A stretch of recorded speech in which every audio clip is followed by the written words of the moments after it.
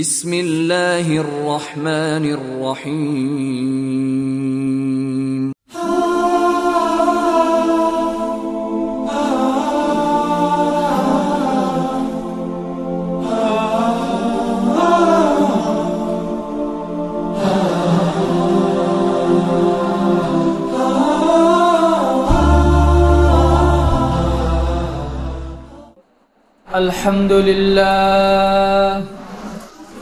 الحمد لله الذي لم يزل عالما قديرا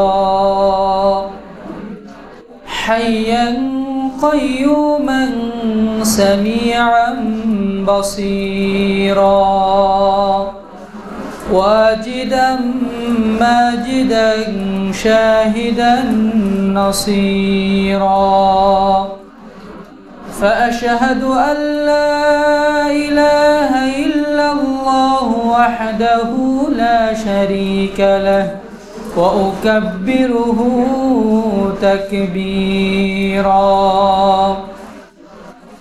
وأشهد أن محمدا عبده ورسوله الذي يرسله إلى الناس كافة بشيرا ونذيرا وداعيا إلى الله بإذنه وسراجا منيرا صلى الله تعالى عليه وعلى آله وأصحابه وأحبابه وأتباعه وأشياعه وأزواجه وأهل بيته أجمعين وسلم تسليما كثيرا أما بعد فإن خير الحديث كتاب الله وخير الهدي هدي محمد صلى الله عليه وسلم وخير الأمور عوازمها وشر الأمور محدثاتها وكل محدثة بدعة وكل بدعة ضلالة وكل ضلالة في النار أما بعد فقد قال الله تعالى في القرآن المجيد فأعوذ بالله السميع العليم من الشيطان الرجيم بسم الله الرحمن الرحيم ثم قست قلوبكم من بعد ذلك فهي كالحجارة أو أشد قسوة وإن من الحجارة لما يتفجر منه الأنهار وإن منها لما يشقق فيخرج منه الماء وإن منها لما يهبط من خشية الله وما الله بغافل عما تعملون وقال الله تعالى في موضع آخر في قلوبهم مرض فزادهم الله مرضا ولهم عذاب أليم بما كانوا يكذبون الحمد لله যাবতীয় প্রশংসা স্তুতিবাদ গুণকীর্তন সেই মহান রব্বুল আলামিনের জন্য যে মহান রব্বুল আলামিন আমাদেরকে লাগালাগি কয়েকদিন তীব্র বর্ষণের পর আজকের রৌদ্র বিমুখিত এই দিনে এই পবিত্রতম দিনে পবিত্রতম গৃহে তার মেহমান হিসেবে একত্রিত হওয়ার তৌফিক দান করেছেন। যে মহান রব্বুল আলামিন আমাদেরকে সৃষ্টি করেছেন শুধু দেহ সর্বস্ব একটি জীব হিসেবে নয়, তার সাথে দিয়েছেন আমাদের জীবনের অন্যতম রাজধানী, মানবদেহের রাজধানী কলব আমাদের প্রত্যেকটা দেহে স্থাপন করেছেন। সেই মহান রব্বুল আলামিনের দরবারে লাখো কোটি সিজদা শুকর জ্ঞাপন করি, সবাই অন্তরস্থল থেকে বলি আলহামদুলিল্লাহ। দরুদ ও তাসলিমাত বর্ষিত হোক তার সেই মহান রাসূলের প্রতি,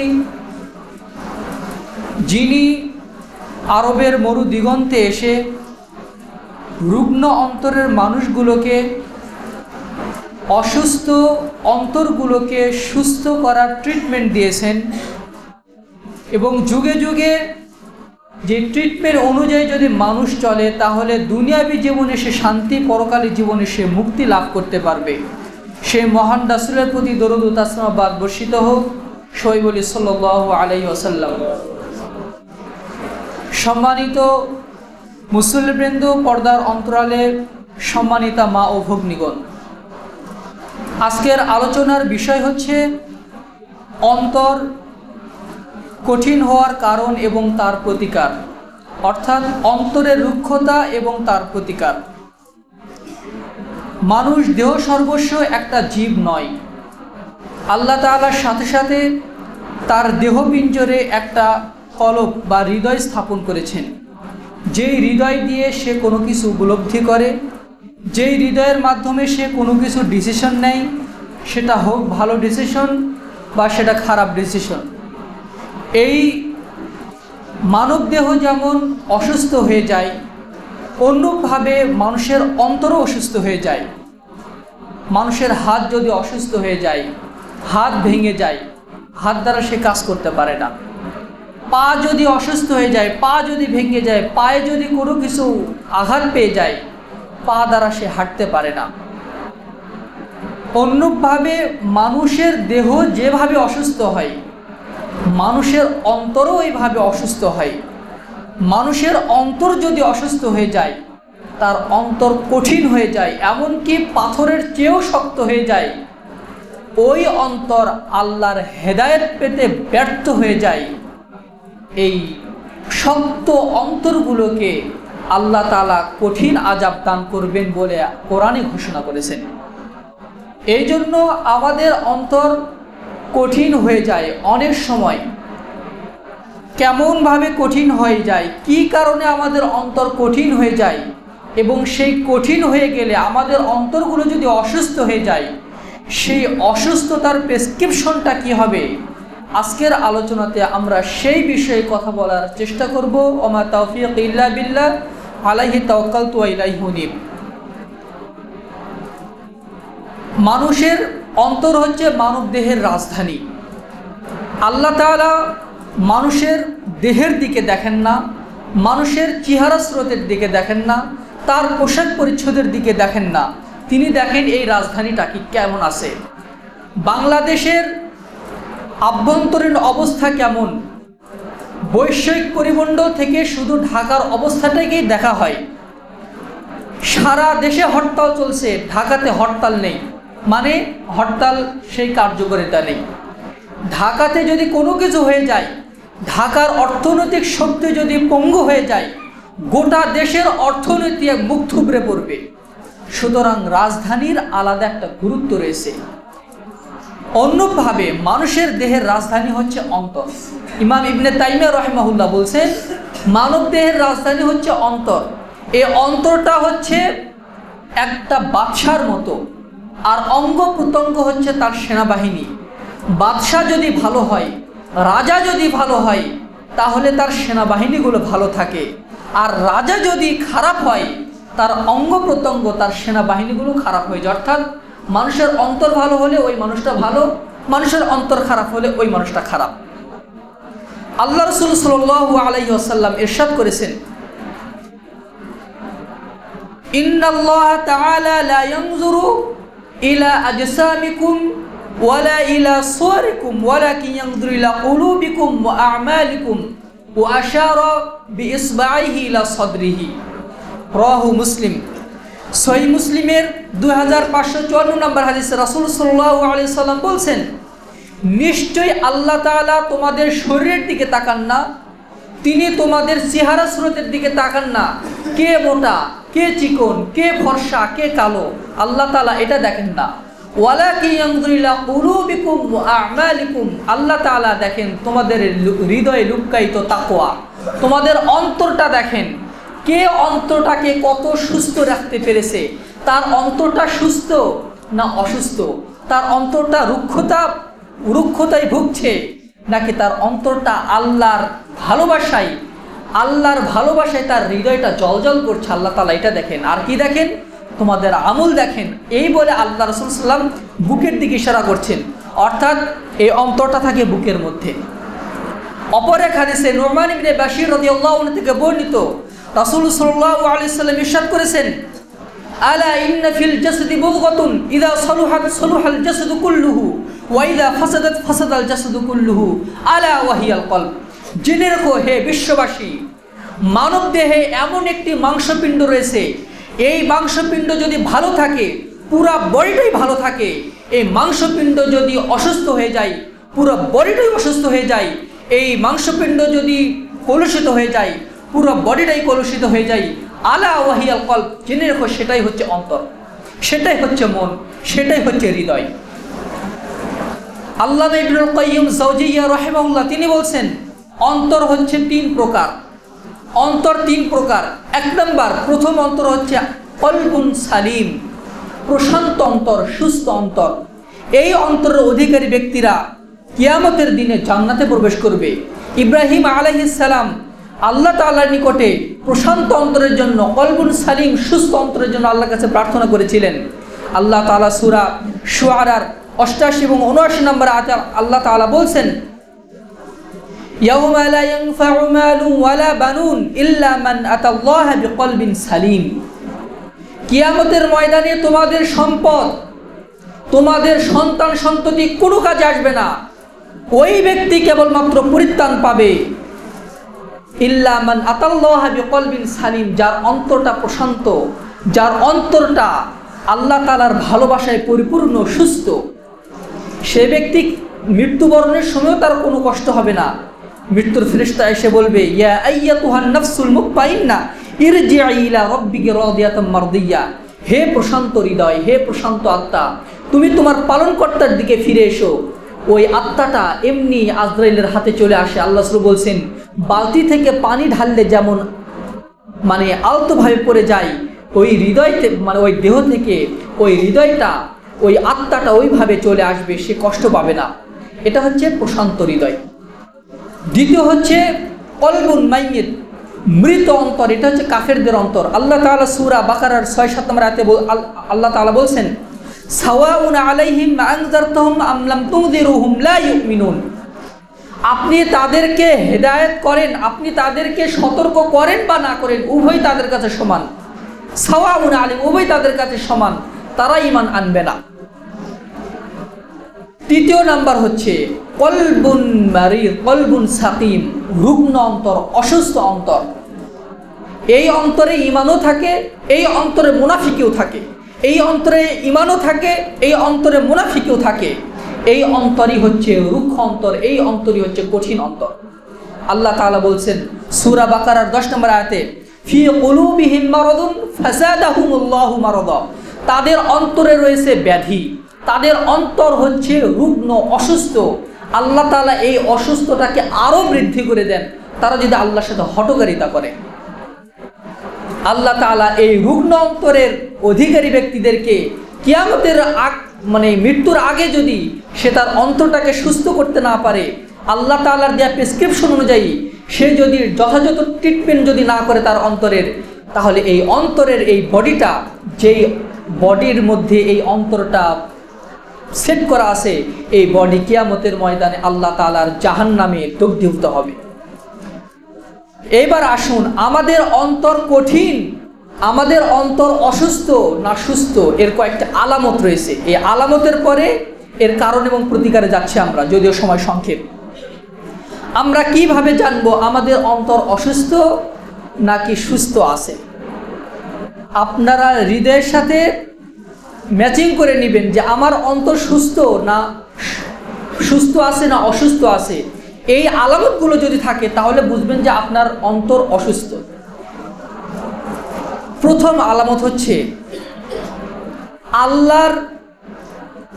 আল্লাহর ভালোবাসা, এবং যে সমস্ত কাজে আল্লাহর ভালোবাসা আছে আল্লাহর ইবাদতে অলসতা আসবে।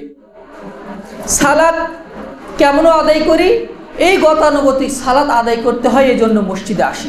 অধিকাংশ মানুষের জন্য সালাত আদায় করে। যে সালাত কেন আদায় করি? যে আল্লাহ ফরজ করেছেন সালাত আদায় করতে হয়, এই জন্য মসজিদে আসি, সালাত আদায় করি। কিন্তু সালাতের যে একটা গুরুত্ব রয়েছে, এর একটা তাৎপর্য রয়েছে, এর একটা যে কোরআন এবং হাদিসের গুরুত্ব রয়েছে, এই গুরুত্বটা উপলব্ধি করে তার জীবনে যে এর প্রভাব রয়েছে এগুলো চিন্তা করে সে সালাত আদায় করে না।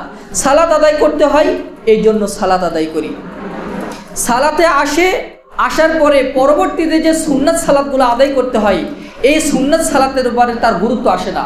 এই ফরজ সালাত আদায় করলাম, সুন্নাত সালাত আদায় করার দরকার নেই। এই মন মানসিকতা যদি আপনার মনের মধ্যে চলে আসে তাহলে বুঝবেন যে আপনার অন্তরটা অসুস্থ। আল্লাহ তাআলা বলছেন, ওয়ালা ইয়াতুনা সলাতা ইল্লা ওয়া হুম কুসালা, সূরা তাওবার 54 নম্বর আয়াত। তারা সালাতে আসে অলসতা করে। ওয়ালা ইউনফিকুনা ইল্লা ওয়া হুম কারিহুন, তারা দান করে সংকুচিত মনে। দান করার ইচ্ছা ছিল না, কিন্তু সামাজিক চাপে বা অন্য কোনো কারণে দায় সেরে সে দান করছে, অথচ তার অন্তরে এটা ছিল না। এটা হচ্ছে অসুস্থ অন্তরের লক্ষণ। ফরজ সালাত আদায় করলাম, চলে গেলাম, সুন্নত সালাত আদায় করার দরকার নেই। এটার আদায় না করলে তো আল্লাহ তাআলা পাপ লিখবেন না। জুমার সালাতে আসছি কখন? জুমা শুরু হওয়ার মাত্র কয়েক মিনিট আগে ভাগে আসছি না, সওয়াবের দরকার নেই। এই জুমার সালাতের আগে ভাগে চলে গেলেই তো হলো। আল্লাহর ইবাদতে যদি অলসতা আসে বুঝতে হবে আপনার অন্তর অসুস্থ। 2 নম্বর হচ্ছে আল্লাহ তাআলার আয়াত এবং উপদেশ শুনে অন্তর প্রকম্পিত যদি না হয় তাহলে বুঝবেন যে আপনার অন্তর অসুস্থ। ইমাম সাহেব এখানে দাঁড়িয়ে খুতবা দিচ্ছেন, খুতবা শুনে জাহান্নামের কথা শুনে যদি আপনার অন্তর গলে না যায় তাহলে আপনার অন্তর অসুস্থ। খুতবা শুনছি, এক কান্দে ঢুকছে আর কান্দে বের হয়ে যাচ্ছে। এখানে খুতবা শুনছি, এখানে খুতবার মসজিদের খুতবা মসজিদে রেখেই বাইরে চলে যাচ্ছি। সালাতের আগে যে অবস্থা ছিল, খুতবার আগে যে অবস্থা ছিল, খুতবার পরে একই অবস্থা। এটা হচ্ছে অসুস্থ অন্তরের লক্ষণ। আল্লাহ তাআলা বলছেন সূরা কফের একদম শেষ নম্বর আয়াত, 35 নম্বর আয়াত, ফাযাক্কির বিল কুরআনি মান ইয়াখাফু আইব, হে রাসূল যে আল্লাহকে ভয় করে এই কোরআন দ্বারা তাকেই উপদেশ দিন। কিন্তু যার অন্তর অসুস্থ এই ব্যক্তিকে যতই সতর্ক করা হোক না কেন, যতই কোরআনের আয়াত প্রদান করা হোক না কেন, যতই জাহান্নামের কথা শোনানো হোক না কেন, তার অন্তর ওটা দাগ কাটে না। ওই একটা হেসে খেলে সে ওটা উড়িয়ে দেয়। এটা হচ্ছে অসুস্থ অন্তরের লক্ষণ। 3 নম্বর লক্ষণ হচ্ছে সে দুনিয়াবী জীবনকে প্রাধান্য দিবে, মৃত্যুর কথাকে ভুলে যাবে। এই ব্যক্তিদের জন্য কিয়ামতের ময়দানে আল্লাহ তাআলা শাস্তি নির্ধারণ করে রেখেছেন। আল্লাহ তাআলা বলছেন সূরা তোহাদে, ওয়ামান নারাদা আন যিকরি ফাইন্না লাহু মাঈশাতান দানকা ওয়া নাহশুরুহু ইয়াওমাল কিয়ামাতি আমা। ওয়ামান নারাদা আন যিকরি, যে ব্যক্তি আমার স্মরণ থেকে মুখ ফিরিয়ে নেয়, ফাইন্না লাহু মাঈশাতান দানকা, কিয়ামতের ময়দানে আমি তাকে সংকীর্ণ জীবন দান করব। ওয়া নাহশুরুহু ইয়াওমাল কিয়ামাতি আমা, কিয়ামতের ময়দানে আমি তাকে অন্ধ করে আমি তাকে উত্থান ঘটাবো। আমি তার উত্থান ঘটাবো অন্ধ অরত অবস্থায়। সে বলবে, ওয়া নাহশুরু ইয়াওমাল কিয়ামাতি আমা ক্বালা রাব্বি লিমা হাশারতানি আমা ওয়া ক্বাদ কুনতু বাসীরা। সে তার প্রতিপালককে বলবে, হে আল্লাহ, হে আমার প্রতিপালক, আমি তো দুনিয়াতে চক্ষুষ্মান ছিলাম, আমি 2 চোখে দেখতে পারতাম, আমি কেন এখন অন্ধ হয়ে গেলাম? তখন আল্লাহ তাআলা বলবেন, ওয়াকাযালিকা আতাতকা আয়াতুনা ফানাসিতাহা ওয়াকাযালিকা আল-ইয়াওমা তুনসা। কিয়ামত দুনিয়াতে তোমার সামনে আমার আয়াত শোনানো হয়েছিল, কোরআনের মাধ্যমে, রাসূলের হাদিসের মাধ্যমে, অমুক বক্তার মাধ্যমে, অমুক আলেমের মাধ্যমে তোমাকে উপদেশ দেওয়া হয়েছিল। তুমি সেই উপদেশ ভুলে গিয়েছিলে, সেটার প্রতি কর্ণপাত করনি, সেটাকে ভুলে গিয়েছিলে। আজকে কিয়ামতের দিনে তোমার কোনো প্রসঙ্গ উল্লেখ করা হবে না, তোমার কোনো কথা শোনা হবে না। রুগ্ন অন্তর যদি কারো হয়ে থাকে তাহলে মৃত্যুর আগে সেটাকে সুস্থ করার চেষ্টা করতে হবে। 4 নম্বর লক্ষণ হচ্ছে আল্লাহ তাআলার গজব এবং আশেপাশে কোনো বান্দার মৃত্যু দেখে অন্তর প্রকম্পিত হবে না। প্রতিবেশী মৃত্যুবরণ করেছে, এই মৃত্যুটা যদি আপনার ভিতরে মৃত্যুর ভয় ঢুকে না দেয়, তাহলে বুঝবেন যে আপনার অন্তর অসুস্থ। আল্লাহ তাআলা বলছেন, তোমরা কি দেখো না যে আমি মানুষের কাছে গজব প্রেরণ করি, বছরে একবার হোক 2 বার হোক আমি মানুষের মৃত্যু দান করি, তার কাছে গজব প্রেরণ করি, কিন্তু সে তওবা করে না, এর তার উপদেশও গ্রহণ করে না। এই রকম মন মানুষের যদি কারো থাকে, তাহলে বুঝতে হবে তার অন্তর অসুস্থ। 5 নম্বর লক্ষণ হচ্ছে আল্লাহকে সম্মান করার ব্যাপারে কমতি করা, আল্লাহকে সম্মান না করা। আল্লাহকে সম্মান করার অর্থ হচ্ছে আল্লাহ তাআলা যা আদেশ দিয়েছেন তা মান্য করা, যা নিষেধ করেছেন তা থেকে নিজেকে বিরত রাখা। আল্লাহ তাআলার নির্দেশনাবলী, সালাতের ব্যাপারে আপনার যদি মনোযোগিতা কম আসে, গুরুত্ব কম আসে, দান সাদগার ব্যাপারে যদি আপনার গুরুত্ব কম আসে, ভালো কাজের ব্যাপারে যদি আপনার গুরুত্ব কম আসে, এখানে একটা দিনই বৈঠক হবে, সালাতের পরে ঘোষণা করে দেওয়া হলো, আপনি উঠে চলে গেলেন, আপনার বাসায় কোনো কাজ নেই, আপনি উঠে চলে গেলেন, এই দিনই কথা শোনার আপনার কোনো আগ্রহ নেই, আল্লাহর কথা শোনার জন্য আপনার কোনো আগ্রহ নেই, এই অন্তর হচ্ছে অসুস্থ অন্তর। এবার আসুন, যদিও অনেক কারণ রয়েছে, আমরা প্রধান কারণগুলো এখানে বর্ণনা করার চেষ্টা করেছি ইনশাআল্লাহ। অন্তর আমাদের কঠিন হয়ে যায় কেন আমাদের অন্তর কঠিন হয়ে যায়? প্রথম কারণ হচ্ছে দুনিয়াবী জীবনকে অগ্রাধিকার দেওয়া এবং মৃত্যুকে ভুলে থাকা। এটা হচ্ছে মানুষের অন্তর কঠিন হওয়ার অন্যতম কারণ।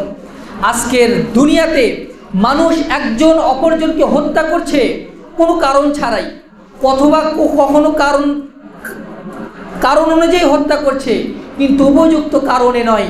একজন ভাই অপরজন ভাইয়ের অধিকারকে শোষণ করে নিচ্ছে, নেতা বা মানুষের শাসক জনগণের প্রতি জুলুম করছে, মানুষের অন্তর কঠিন হয়ে যাচ্ছে। এর প্রধান কারণ হচ্ছে মানুষ মৃত্যুকে ভুলে যাওয়া, দুনিয়াবী সুখ শান্তিকে প্রাধান্য দেওয়া। মানুষের যেমন কপালে 2 চোখ আছে, তাদের অন্তরেও 2 চোখ আছে। ইমাম ইবনে তাইমিয়া বলছেন,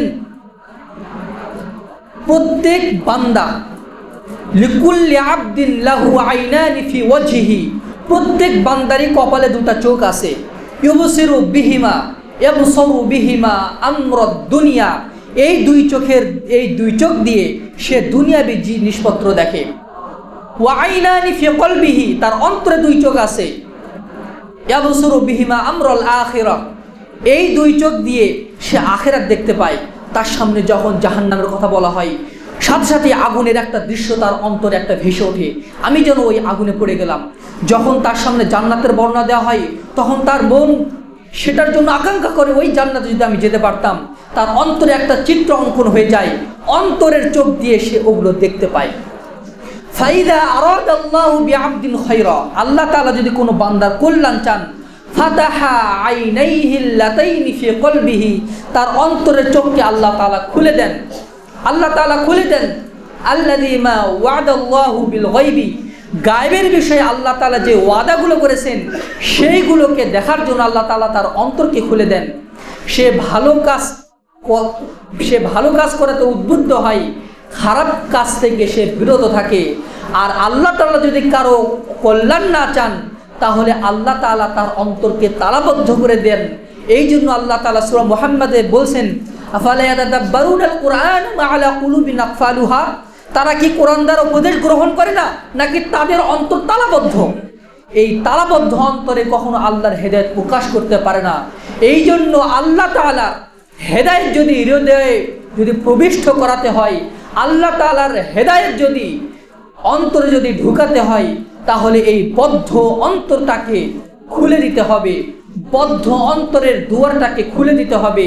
আল্লাহ তাআলার ভালোবাসার জন্য, পরহেজগারিতার জন্য, জাহান্নামের ভীতি প্রদর্শন করে, জাহান্নামের ভয় হৃদয় ধারণ করে জান্নাতের আশায় জীবন পরিচালনা করার একটা বাসনা নিয়ে, জীবন পরিচালনা করার বাসনা তৈরি করার জন্য বদ্ধ অন্তরকে খুলে দিতে হবে। দুনিয়াবী জীবনকে যখন প্রাধান্য দেবে কোনো ব্যক্তি, তখন তার অন্তর থেকে মৃত্যুর ভয় উঠে যাবে। এবং তার অন্তর রুক্ষ হয়ে যাবে। তার দ্বারা যে কোনো পাপ কাজ সংগঠিত হবে। দুনিয়াবি ঠুনকো বিষয়কে পাওয়ার জন্য হেন কাজ নাই যে সে করবে না, যে কোনো কাজ সে করবে। 2 নাম্বার কারণ হচ্ছে অলসতা এবং গাফলাতি। গাফলাতি এবং অলসতা যার মধ্যে আছে, এই ব্যক্তির অন্তরও রুক্ষ হয়ে যায়।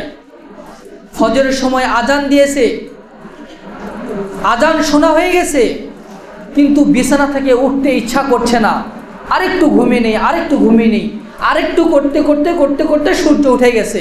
সূর্য ওঠার পরে সালাত আদায় করছে। এই অলসতা মানুষের ধ্বংস ডেকে নিয়ে আসে। বাসায় কাজ করছে, আজান দিয়ে দিছে। আজান দেওয়ার পরে যদি সে বলে কাজটা শেষ করেই যাই, কাজটা শেষ করি, এটা যদি আপনার মনের মধ্যে আসে, তাহলে বোঝা যাবে আপনার অন্তর অসুস্থ। আর যদি কাজটাকে ফেলে দিয়ে সাথে সাথে যদি মসজিদে চলে আসেন, তাহলে বোঝা যাবে আপনার অন্তর সুস্থ আছে।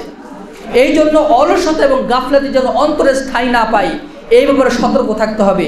আল্লাহ তাআলা বলছেন সূরা আরাফের 179 নম্বর আয়াতে, ওয়ালাকাদ যারানা লিজাহান্নামা কাসীরাম মিনাল জিন্নি লাহুম কুলুবুন লা ইয়াফকাহুনা বিহা ওয়া লাহুম আ'য়ুনুন লা ইবসিরুনা বিহা ওয়া লাহুম আযানুন লা ইয়াসমাউনা বিহা উলাইকা কাল আনআমি বাল হুম আযাল ওয়া উলাইকা হুমুল গাফিলুন।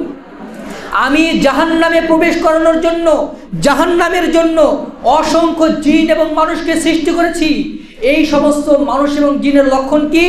লাহুম কুলুবুন লা ইয়াফকাহুনা বিহা, তাদের অন্তর আছে কিন্তু অন্তর দ্বারা উপলব্ধি করে না, উপলব্ধি করার চেষ্টা করে না। কোরআন শুনেছে, হাদিস শুনেছে, বিধিবিধান শুনেছে, শরীয়তের বিধিবিধান শুনেছে, অন্তর দ্বারা উপলব্ধি করেও উপলব্ধি না করার ভান করে থাকে। এরা বুঝেও না বোঝার চেষ্টা করে। এদের লক্ষণ হচ্ছে প্রথম। দ্বিতীয় হচ্ছে ওয়ালাহুম আ'য়ুনুল লা ইবসিরুনা বিহা, তাদের চোখ আছে কিন্তু সেই চোখ দিয়ে তারা দেখে না, অর্থাৎ দেখেও না দেখার ভান করে। কোরআনে পড়েছে, হাদিসে দেখেছে, কিন্তু দেখেও না দেখার ভান করে থাকে।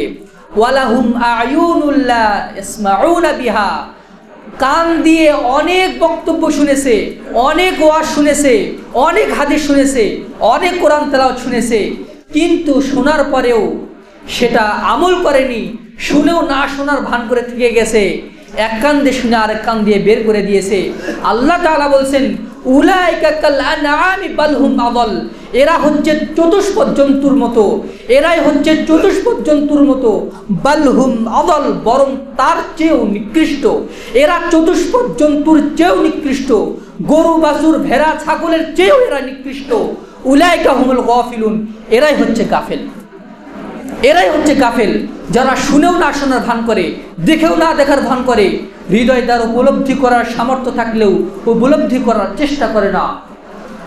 সূরা নাহলের 108 নম্বর আয়াতে আল্লাহ তাআলা বলছেন উলাইকাল্লাযীনা তাবাআল্লাহু ফি কুলুবিহিম ওয়া সামি'হিম ওয়া আবসারিহিম উলাইকা হুমুল ফাসিকুন, যারা আল্লাহ তাআলা ওই সমস্ত অন্তরে আল্লাহ তাআলা মোহর মেরে দেন, তাদের চোখে, তাদের অন্তরে, তাদের কানে আল্লাহ তাআলা মোহর মেরে দেন, হেদায়েতের আলো তার হৃদয়ে প্রকাশ করে না, প্রবেশ করে না। সুতরাং অলসতা এবং গাফলাতি যেন নিজেকে পেয়ে না বসে, সেই ব্যাপারে সতর্ক থাকতে হবে। অলসতা এবং গাফলাতের মাধ্যমে মানুষের অন্তর কঠিন হয়ে যায়। 3 নাম্বার কারণ হচ্ছে একজন মানুষ যখন বেশি বেশি পাপ করতে থাকে, তখন তার অন্তর কঠিন হয়ে যায়। সুনানে তিরমিজির 3334 নম্বর হাদিসে রাসূল সাল্লাল্লাহু আলাইহি সাল্লাম বলেন ইন্নাল আবদা ইযা আখতা খাতিয়াতান নুকিতাত ফি কলবিহি নুকতাতুন সাউদাউ, যখন কোনো বান্দা একটা পাপ করে থাকে, একটা পাপ করে, নুকিতাত ফি কলবিহি নুকতাতুন সাউদা, তার অন্তর হচ্ছে শুভ্র একটা দেয়ালের মতো, শুভ্র কাপড়ের মতো একটা দাগ করে যায়, কালো দাগ করে যায়। একটা পাপ করার সাথেই একটা কালো দাগ করে যায়।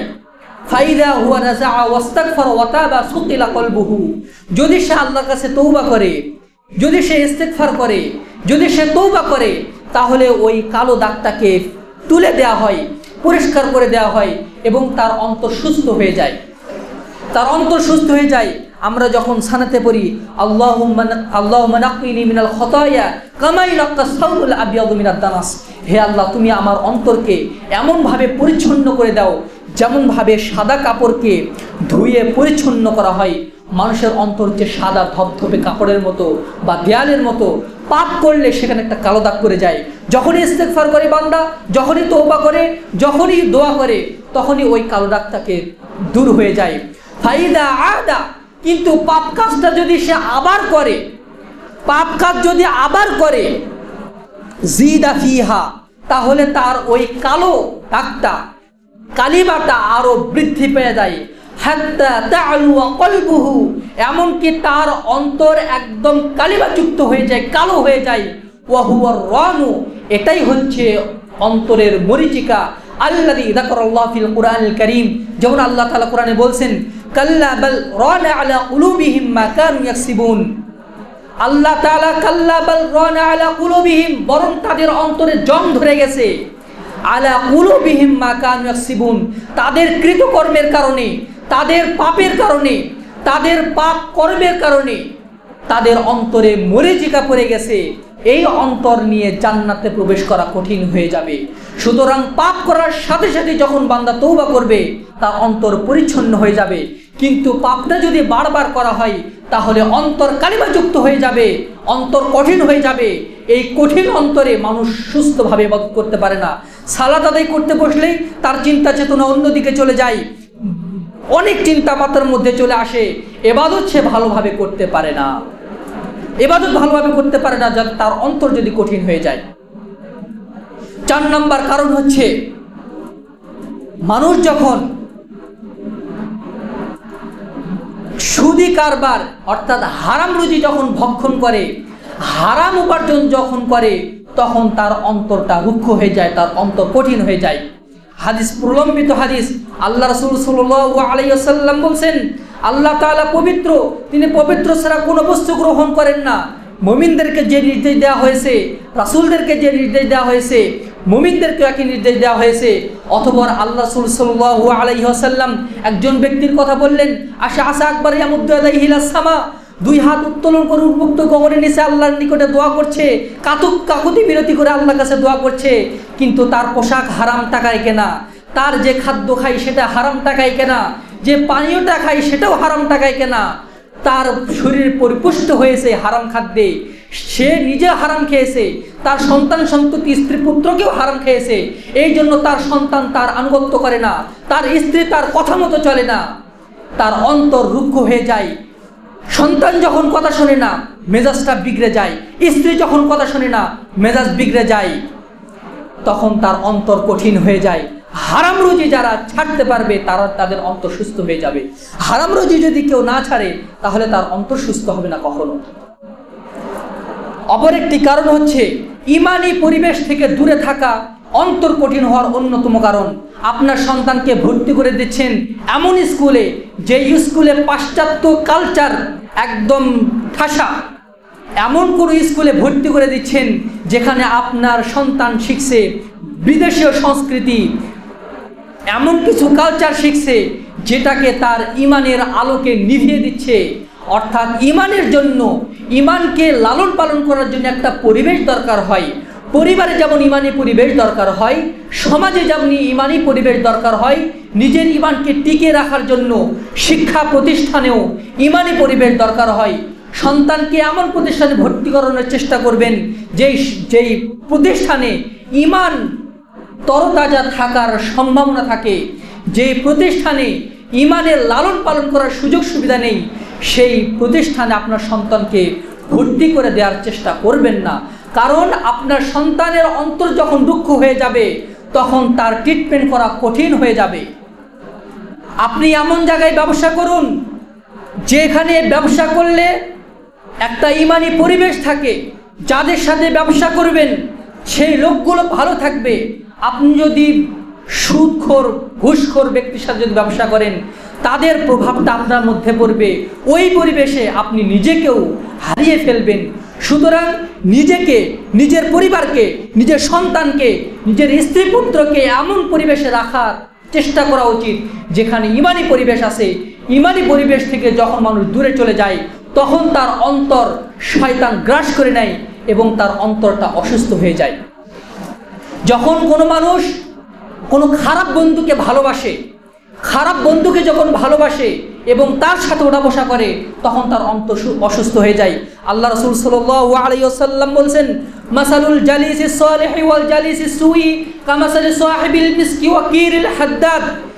একজন ভালো বন্ধু, একজন সলেহ বন্ধু এবং একজন খারাপ বন্ধুর পার্থক্য হচ্ছে, নমুনা হচ্ছে একজন আতর বিক্রেতা এবং একজন হাপরওয়ালা। হাপরওয়ালা হচ্ছে কামার, কামার হচ্ছে আমরা যে দা কুড়াল বা চাকু যেগুলো ব্যবহার করি, শহরে তো এগুলো দেখা যায় না, গ্রামে পাওয়া যায়। এই দা কুড়াল যারা তৈরি করে এরকম করে হাপড় টানে, আগুনের ফুলকি ঝরে, ওখানে লোহা দিয়ে লোহাটাকে একদম লাল টকটকে করে সেখানে হাতুড়ি দিয়ে পিঠে মানে অস্ত্র তৈরি করা হয়, এটা হচ্ছে কামার। আল্লাহ রাসূল খারাপ বন্ধুর তুলনা দিচ্ছে কামারের সাথে, ভালো বন্ধুর তুলনা দিচ্ছে একজন আতরওয়ালার সাথে। তিনি বলছেন, আতরওয়ালার কাছ থেকে যদি তুমি কিছু না পাও, ইম্মা তাশতারিহি আও তাজিদু রিহুহু, তুমি যদি আতরওয়ালার কাছ থেকে যদি কিছু নাও কেনো, আতর যদি নাও কেনো, কিন্তু তার কাছ থেকে তুমি সুঘ্রাণটা পাবা। আতরওয়ালার কাছ থেকে যদি তুমি কিছু নাও কেনো, আতর কিনলে তো ভালো, নাও যদি কেনো তার কাছে বসলে আতরের সুঘ্রাণটা পাবা, সুগন্ধ পাবে। কিন্তু কামার কি করে, ইউহরিকু সাউবুকা ওয়া মালুকা, তোমার কাপড়কে নষ্ট করে দেয়, তোমার শরীরকে নষ্ট করে দেয়। হাপুরওয়ালার কাছে বসলে ছাই ওঠে, আগুনের ফুলকি ঝরে আপনার কাপড় নষ্ট হয়ে যাবে, মানে ধুলাই মলিন হয়ে যাবে। অন্যভাবে যদি আপনার শরীর যদি ধুলাই মলিন নাও হয়, তার পাশে বসলে ইয়াজিদু তাজিদু মিনহু রিহাতান খাবিসাতান, তুমি তার কাছ থেকে একটা বিচ্ছিরি গন্ধ পাবে। খারাপ বন্ধু হচ্ছে ওই রকম, কোনো ছেলে যদি কোনো মেয়ের প্রেমে পড়ে তাহলে তার অন্তর অবশ্যই অসুস্থ হয়ে যাবে। কোনো মেয়ে যদি কোনো ছেলের প্রেমে পড়ে তার অন্তর অসুস্থ হয়ে যাবে, তার অন্তর অসুস্থ হতে বাধ্য।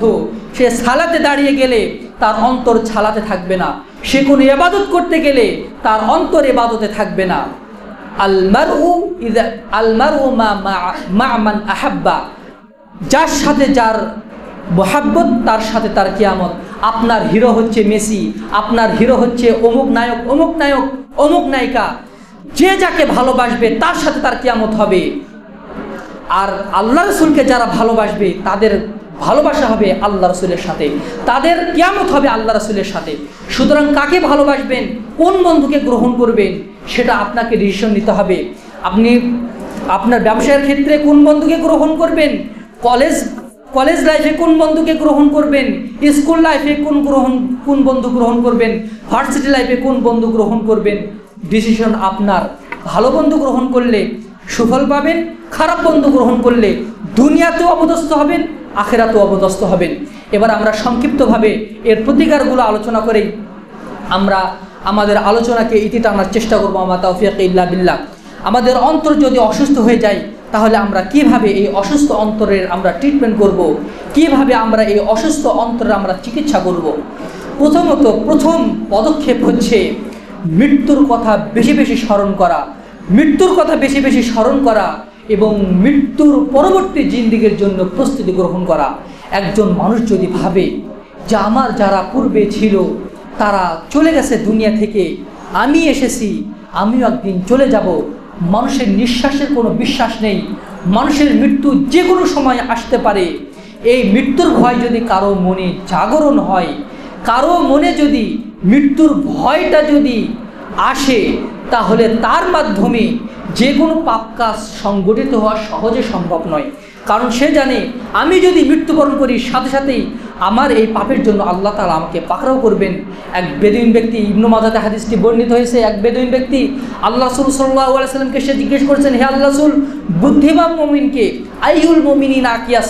আল্লাহ রাসূল সাল্লাল্লাহু আলাইহি ওয়াসাল্লাম বললেন, আকসারুহুম লিল মাউতি যিকরান, যে মুমিন মৃত্যুকে বেশি বেশি স্মরণ করে ওই মুমিন সবচেয়ে বুদ্ধিমান মুমিন। ওয়া ইস্তিআদাদাহুম ওয়া আকসারুহুম লিমা বা'দাহু ইস্তিআদাদান, এবং মৃত্যুর পরবর্তী জিন্দেগির জন্য অর্থাৎ আখিরাতের জন্য সে সব সময় প্রস্তুতি গ্রহণ করে। দান সাদগার মাধ্যমে, সালাতের মাধ্যমে, ভালো কাজের মাধ্যমে সে প্রস্তুতি গ্রহণ করে। উলাইকাল আকিয়াস, এই ব্যক্তি হচ্ছে বুদ্ধিমান। যারা টিভিতে টকশো করে বুদ্ধিজীবী, তথাকথিত বুদ্ধিজীবী, তারা প্রকৃত বুদ্ধিমান নয়।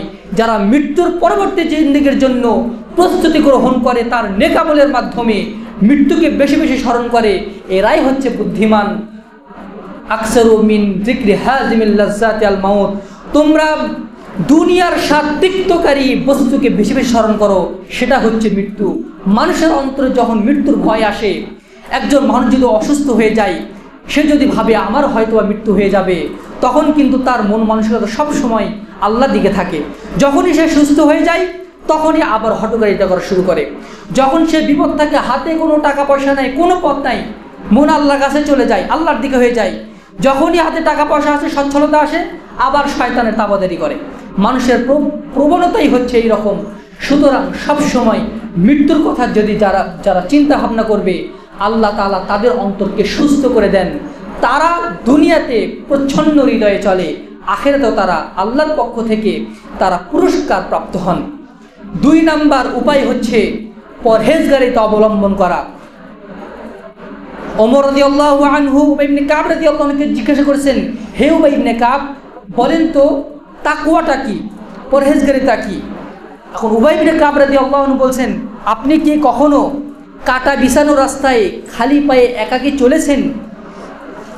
খলিফাতুল মুসলিমিন ওমর রাদিয়াল্লাহু আনহু বললেন, হ্যাঁ আমি চলেছি। আপনি কিভাবে চলেছেন? আমি খুব সতর্কতার সহিত কাপড় গুটিয়ে নিয়ে সতর্কতার সহিত আমি চলেছি। তখন তিনি বলছেন, ফাযালিকা হুয়া তাকওয়া, এটাই হচ্ছে তাকওয়া। দুনিয়াবী জীবনে যারা এইভাবে চলবে, আমি এই কাজ করছি, এই কাজের মধ্যে যদি আল্লাহর অসন্তুষ্টি হয়ে যায়, আমাকে ভালো কাজ করতে হবে।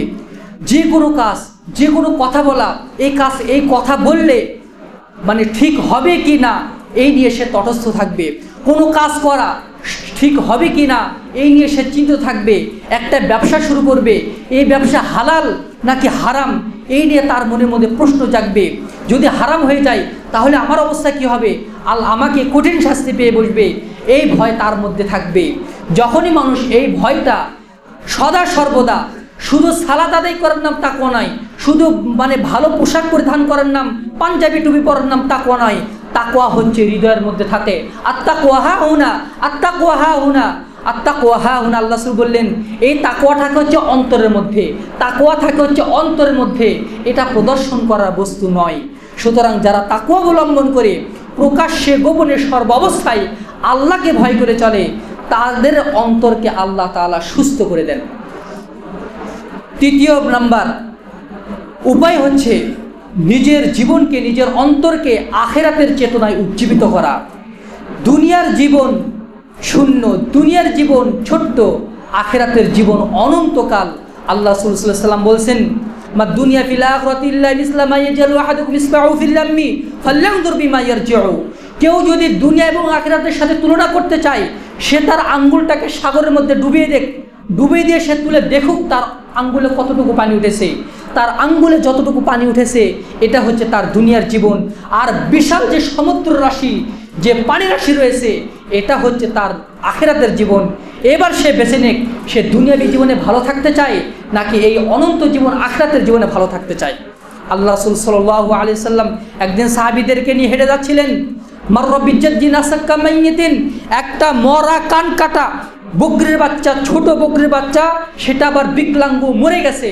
এমন একটা বকরির পাশ দিয়ে আল্লাহ রাসূল অতিক্রম করে বলছেন, আইয়ুহিব্বু আহাদুকুম আন্না হাযা লাহু বিদিরহামিন, তোমাদের কেউ কি আসো এই মরা কান কাটা বকরির বাচ্চাটাকে 1 টাকার বিনিময়ে কিনে নিবে, 1 দিরহামের বিনিময়ে কিনে নিবে? সাহাবীরা বলছেন, আমাদের কে আছে, এটা তো কোনো কাজেই লাগবে না, এটাকে আমরা কিনে নেব কেন? তখন আল্লাহ রাসূল বললেন, ফাওয়াল্লাহি লা দুনিয়া আহওয়ানু আলাল্লাহি মিন হাদা আলাইকুম, আল্লাহর কসম করে বলছি, জেনে রাখো, আল্লাহর কসম করে বলছি, তোমরা এই বকরির বাচ্চাটাকে যত নিকৃষ্ট মনে করছো, যত মূল্যহীন মনে করছো, দুনিয়াবী জীবন আল্লাহর নিকটে তার চেয়েও অধিক মূল্যহীন এবং নিকৃষ্ট। সুবহানাল্লাহি ওয়া বিহামদি। আল্লাহর নিকটে দুনিয়াবী জীবন কত নিকৃষ্ট। ওই মরা কান কাটা বকরির বাচ্চাটাকে সাহাবীরা কিনে নিতে চাচ্ছে না, এমনকি মাটির নিচে পুঁতে দিতে চাচ্ছে। আল্লাহ রাসূল বলছেন, তোমরা ওই বকরির বাচ্চাটাকে যত ঘৃণা করছো, যত মূল্যহীন মনে করছো, আল্লাহর নিকটে এই দুনিয়াবী জীবনটা তার চেয়েও অধিক মূল্যহীন এবং অধিক নিকৃষ্ট। সুতরাং এই দুনিয়াবী জীবনে যারা ঠুমকো কিছু বিষয় নিয়ে যারা নাচানাচি করে, তাদের আল্লাহ তাআলা শুধু দুনিয়াতেই দেন, আখিরাতে তাদের অংশ থাকে না। আল্লাহ তাআলা সূরা 20 নম্বর আয়াতে আল্লাহ তাআলা বলছেন, মান কানা ইউরিদু হারসাল আখিরাহ নাজিদ লাহু ফি হারসি। যারা আখিরাতের জীবন কামনা করে তাদেরকে আমি দুনিয়াতেও শান্তি দেই, আখিরাতেও শান্তি দেই। ওয়ামান কানা ইউরিদু হারসাদ দুনিয়া নুতি মিনহা ওয়া মা লাহু ফিল আখিরাতি মিন নাসিব। আর যারা দুনিয়াবী জীবনই চায়, তার প্রার্থনা, আল্লাহ তুমি আমাকে এই ফ্ল্যাটটা কেনার তৌফিক দান করো, আল্লাহ তুমি আমাকে জমিটা কেনার তৌফিক দান করো, আল্লাহ তুমি আমাকে এটা করো, আমার এটা দাও, এটা দাও। আখিরাতে যে আল্লাহ তাআলা আমাকে ভালো রাখো, আল্লাহ আমার পাপগুলোকে ক্ষমা করো, এই নিয়ে তার কোনো টেনশন নাই। আমার এটা করতে হবে দুনিয়াবী জীবনে, আমার এই ব্যবসা করতে হবে, সব সময় তার চিন্তা এইরকম। আল্লাহ তাআলা বলেন, তুমি চাও আমি তোমাকে দিব, দুনিয়াতে আমি তোমাকে দিয়ে দিব, ওয়া মা লাহু ফিল আখিরাতি মিন নাসিব, কিন্তু আখিরাতে আমি তোমার কোনো অংশ রাখবো না। সুতরাং অন্তরকে আখিরাতের চেতনায় উজ্জীবিত করুন, আপনার অন্তর সুস্থ হয়ে যাবে ইনশাআল্লাহ। এইবার টাকা পয়সা মানুষের জন্য অন্যতম একটি ফিতনা। এই ফিতনা থেকে যারা দূরে থাকতে পারবে, দুনিয়াবী জীবনকে যারা তুচ্ছ মনে করতে পারবে, আল্লাহ তাআলা তাদের অন্তরকে সুস্থ করে দিবেন। আল্লাহ রাসূল সাল্লাল্লাহু আলাইহি সাল্লাম বলছেন, ওয়াল্লাযী নাফসি বিয়াদিহি লাল ফাকরু আখশা আলাইকুম ওয়ালাকিন আখশা আলাইকুম তুবসাতা আলাইকুম দুনিয়া। আল্লাহর কসম করে বলছি, আমি ভয় করি না আমার মৃত্যুর পরে তোমরা ফকির হয়ে যাও, দরিদ্র হয়ে যাও, আমি এটা ভয় করি না। অপর এক হাদিসে বলা হয়েছে, আমি ভয় করি না আমার মৃত্যুর পরে তোমরা শিরকে লিপ্ত হয়ে যাও, এটাও আমি ভয় করি না। ওয়ালাকিন আখশা আলাইকুম তুবসাতা আলাইকুম দুনিয়া, কিন্তু আমার ভয় হয় আমার মৃত্যুর পরে যদি তোমাদের টাকা পয়সা বেশি হয়ে যায়, তোমাদের সম্পদ যদি বেশি হয়ে যায়, তখন আমার ভয় হয় যে তোমাদের অবস্থা কি হবে। কামা বুসতাত আলা মান কানা ক্বাবলাকুম, তোমাদের পূর্ববর্তী যারা উম্মত ছিল তাদের টাকা পয়সা বেশি হয়ে গিয়েছিল, তাদের দুনিয়াবী সুখ শান্তি বেশি হয়ে গিয়েছিল। দুনিয়াকে পাওয়ার জন্য ফাতানাফাসুহা কামা তানাফাসুহা, দুনিয়াকে পাওয়ার জন্য তারা পরস্পর প্রতিযোগিতা করত। ও একটা ফ্ল্যাট কিনেছে, আমি দুটা ফ্ল্যাট কিনবো, ও 1 কাঠা জমি কিনেছে, আমি 2 কাঠা জমি কিনবো, ও এটা করেছে, আমাকে এটা করতে হবে, পাল্লা দিয়ে সবসময় পাল্লাপাল্লি। এই মন মানসিকতা যদি তোমাদের আসে, ফাতুহলিকাকুম কামা আহলাকাতুম, পূর্ববর্তী লোকদেরকে যেমন এই মন মানসিকতার কারণে ধ্বংস করে দেওয়া হয়েছে, তোমাদেরকে ওই কারণে ধ্বংস করে দেওয়া হবে। বান্দার মন মানসিকতা কি? আল্লাহ রাসূল বলছেন, যখন কোনো বান্দার 1 ময়দান ভর্তি স্বর্ণ থাকে, লাবতাগা সালিসান, সে আরেক ময়দান ভর্তি স্বর্ণ চাই। 1 ময়দান ভর্তি যদি টাকা থাকে, আরেক ময়দান ভর্তি টাকা চাই। 5 কোটি যদি টাকা থাকে, কিভাবে আরো 5 কোটি টাকা করা যাবে, এই চিন্তায় সে বিভোর থাকে। ওয়ালা ইয়ামলাউ জাওফ ইবনে আদম ইল্লা তুরাব ওয়া ইয়াতুবুল্লাহু আলা মান তাবা, তার মুখে মাটি পড়ার রাখ পর্যন্ত সেটা কখনো থামবে না। অর্থাৎ মানুষের যখন মৃত্যু হয়ে যাবে তখন তার চাওয়া পাওয়া কমবে, এর আগ পর্যন্ত সে তার চাওয়া পাওয়া কমবে না। তবে যারাদের টাকা বেশি হলেও আল্লাহ তাআলার নিকট তওবা করে, আল্লাহর রাস্তায় দান করে, তাদের কথা স্বতন্ত্র, তাদের কথা ভিন্ন। সুতরাং দুনিয়াবি মোহে পড়ে আমরা যেন আখিরাতকে ভুলে না যাই, আমাদের অন্তর যেন কঠিন না হয়ে যায়, সে ব্যাপারে আমাদেরকে সদা সতর্ক থাকতে হবে। আমাদেরকে সদা সতর্ক থাকতে হবে, আমাদের অন্তর যেন কঠিন না হয়ে যায়। যারা ভালো বন্ধু তাদের সাথে মিশতে হবে, খারাপ বন্ধুর সাথে মিশলে ওই প্রভাবে আপনার নিজের জীবনও ওই দিকে প্রভাবিত হতে পারে। আপনার সন্তান কার সাথে মিশছে আপনি খেয়াল নেন, আপনি খোঁজ খবর নেন। আল্লাহ তাআলা বলছেন, ওয়াসবির নাফসাকা মা'আল্লাযীনা ইয়াদউনা রাব্বাহুম বিল গাদাতি ওয়াল আশিয়্যি ইউরিদুনা ওয়াজহাহু ওয়া লা তা'দু আইনাকা আনহুম। তুমি তাদের সাথেই থাকো, নিজেকে তাদের সাথে আবদ্ধ করে রাও, তাদের সাথে ওঠা বসা করবা, তাদের সাথে খাওয়া দাওয়া করবা, তাদের সাথে ব্যবসা বাণিজ্য করবা। তারা আল্লাযীনা ইয়াদউনা রাব্বাহুম বিল গাদাতি ওয়াল আশিয়্যি, যারা সকাল বিকাল আল্লাহকে স্মরণ করে। এই জন্য হাসান বাসরী রাহিমাহুল্লাহ বলছেন, আমি আমার পরিবারের সদস্যদের চেয়ে আমি আমার বন্ধুদেরকে বেশি ভালোবাসি। কেন? আমার পরিবারের সদস্যদের সাথে আমার সম্পর্ক হচ্ছে দুনিয়া কেন্দ্রিক। ছেলে বলবে, বাবা তুমি আমাকে 5000 টাকা দাও, বাবা 5000 টাকা দিয়ে দিচ্ছে। স্ত্রী এটা দরকার, এটা আবদার করছে। বাজার খরচ দরকার, বাজার করে এনে দিচ্ছে। মার্কেট করা দরকার, মার্কেট করা হচ্ছে। ব্যবসা বাণিজ্য সব কিছু মিলে একটা দুনিয়া চলছে। তারা আমাকে মৃত্যুর কথা স্মরণ করিয়ে দেয় না। কিন্তু আমার বন্ধুরা আমাকে মৃত্যুর কথা স্মরণ করিয়ে দেয়। এই জন্য আমার পরিবারের সদস্যের চেয়ে আমার দিনী বন্ধু আমার নিকটে সবচেয়ে বেশি প্রিয়। সুবহানাল্লাহি বিহামদিহি, সুবহানাল্লাহিল আযীম। কবর বেশি বেশি করে জিয়ারত করুন, অন্তর নরম হবে। আল্লাহ রাসূল সাল্লাল্লাহু আলাইহি সাল্লাম বলছেন, ইন্নী নাহাইতুকুম আন জিয়ারাতিল কুবুর, আমি তোমাদেরকে কবর জিয়ারত করতে নিষেধ করেছিলাম। আলা ফাজুরুহা ফাইন্নাহা তালকুল কলবা, তোমরা কবর জিয়ারত করো, তাহলে তোমাদের অন্তরগুলো নরম হবে।